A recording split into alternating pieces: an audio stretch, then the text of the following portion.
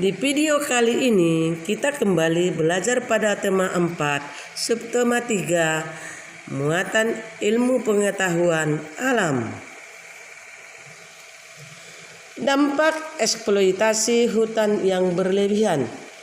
Eksploitasi merupakan pemanfaatan sumber daya alam untuk memenuhi kebutuhan manusia. Salah satu sumber daya alam yang sering dieksploitasi adalah hutan. Eksploitasi hutan yang berlebihan dampak merugikan manusia dan lingkungan sekitar. Berikut ini beberapa contoh akibat eksploitasi hutan yang berlebihan. 1. Berkurangnya ketersediaan oksigen. 2. Suhu bumi semakin meningkat atau global warming. 3. Rawan terjadi bencana alam misalnya banjir. 4. Berkurangnya sumber makanan dan hilangnya habitat hewan. Manfaat sumber daya hutan. 1. Sebagai tempat wisata dan rekreasi. 2. Sebagai penghasil oksigen atau udara bersih. 3. Mencegah terjadinya bencana banjir dan longsor. 4. Sebagai habitat berbagai macam hewan dan tumbuhan. Dan yang kelima, sebagai tempat penyimpanan air tanah bagi makhluk hidup lain.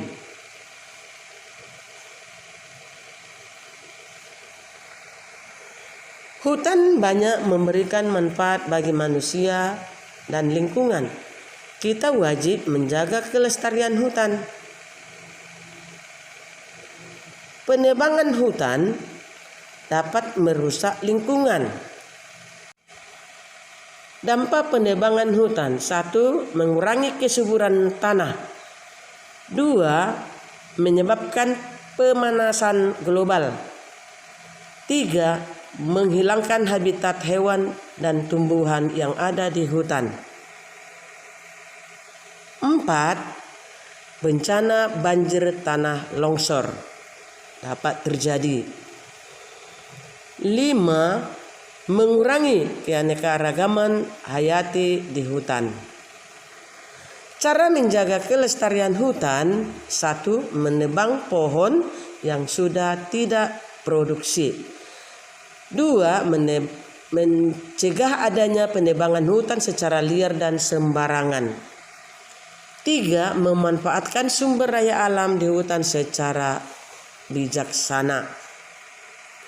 4. Menerapkan sistem tebang pilih dengan membatasi jenis pohon yang dapat ditebang. 5. Melakukan reboisasi, menanam satu tanaman untuk mengganti satu pohon yang ditebang. Pengolahan sampah dan barang bekas. Barang-barang bekas dan sampah dapat diolah dengan cara 4R. Reuse, reduce, recycle, recycle. Peran 4R bertujuan untuk mengurangi barang-barang bekas dan sampah dari aktivitas manusia.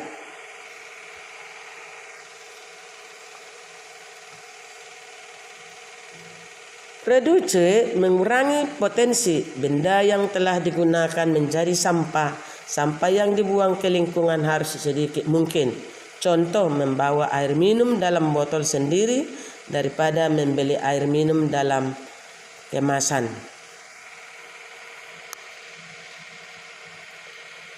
Reuse menggunakan kembali sampah yang masih dapat digunakan untuk fungsi yang sama atau fungsi yang berbeda. Contoh, menggunakan kaleng bekas cat untuk dijadikan tempat sampah atau pot tanaman. Recycle mengolah kembali sampah menjadi barang atau produksi baru. Contoh, mengolah sampah organik menjadi pupuk kompos. Recycle mengganti benda yang biasa digunakan dengan benda yang ramah lingkungan. Contoh, memilih menggunakan sapu tangan daripada tisu.